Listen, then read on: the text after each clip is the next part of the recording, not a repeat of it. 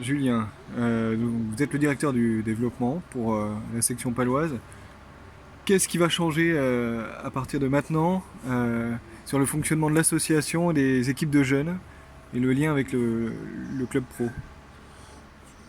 Changer, j'aime pas forcément ça, c'est juste continuer, on va instaurer plus de dialogue entre nous, essayer de travailler plus intelligemment entre nous et mettre des outils en commun de travail, de suivi, de plan de succession des joueurs, un plan de formation concret de l'ensemble du club. Euh, voilà, c'est des outils petit à petit qu'on va apporter, qu'on va tester, qu'on va modifier certainement. Et voilà. À l'usage. Un plan de succession, c'est quoi au juste?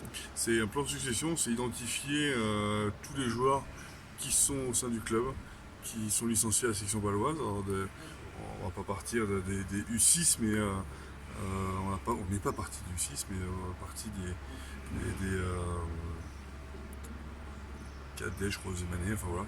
Identifier tous les joueurs,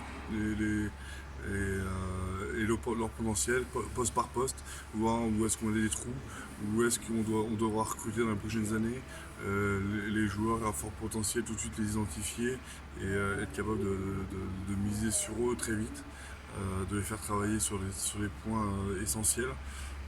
Voilà, c'est ça un plan de succession.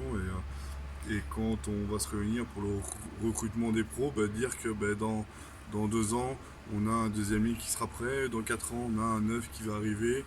Et c'est ça aussi, travailler intelligemment, quoi, hein. Pour envisager le plus long terme. Il y a aussi dans cette nouvelle organisation la question de la culture club. Il faut renforcer l'attachement des gamins à la section paloise, à l'identité section paloise et au Béarn, c'est ça? Ouais, bien sûr, parce que la formation, pour moi, ne s'arrête pas juste au Caravert. C'est aussi, bien sûr, la formation du jour est importante, mais la formation de l'homme est importante, la formation scolaire est importante, et la formation, la culture du club est importante si on veut des joueurs et des éducateurs, parce que les éducateurs sont pleinement impliqués, et c'est grâce à eux que des joueurs pourront porter le maillot vert et blanc dans ce stade. Euh, c'est une culture de club à instaurer.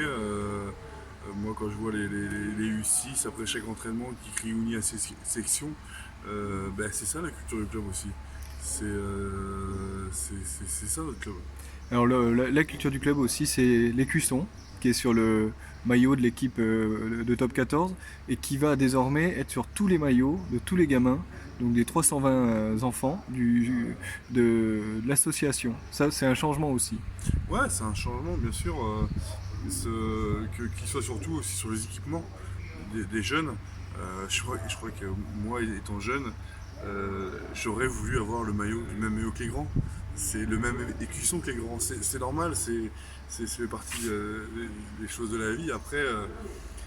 Après, attention, c'est pas faire un jeu à l'histoire. Le blason historique de l'assaut, il faut qu'il reste. Parce que c'est l'histoire du club, c'est la culture du club. Il sera, je sais pas, je vais pas parler à la place des dirigeants de l'assaut, mais il sera utilisé aussi.